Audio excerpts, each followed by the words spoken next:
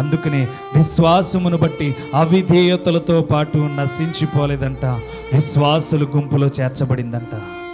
ఎవరు?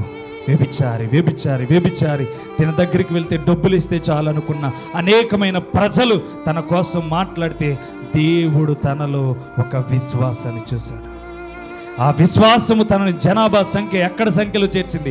మత్తయి సువార్త 1వ అధ్యాయంలో ఆ సంఖ్యలో చేర్చేసింది. ఏంటి ఆ సంఖ్య అంటే? యేసుక్రీస్తు వంశవళి సంఖ్యలో చేర్చేసింది. ఈరోజు మనం ఎంతటి ఘోర పాపం చేసినా, ఎంతటి అపవిత్రమైన ఆలోచనలు కలిగిన, ఎంతటి అపవిత్రమైన మాటలు పలికినా మనకొక సంఖ్యను దేవుడు పరలోక గ్రంథంలో రాస్తున్నాడు. ఆ గ్రంథము ఆయన చేతిలో ఉంది. ఆ గ్రంథములో నీ పేరు, నా పేరు లెక్కించబడకపోతే గనక ఏలోక సంబంధంలో విడిచిపెట్టబడతాం. ఏం జరుగుతుందో నీకు నాకు తెలుసు. కాబట్టి ఈరోజు నువ్వు చేయవలసింది ఏంటో తెలుసా? ఈ బాహ్య సంబంధమైన ఆలోచనలన్నిటినీ తుడిచేసి పరలోక సంబంధమైన ఆలోచనలతోనికి మనం ముందుకు వెళ్ళాలి.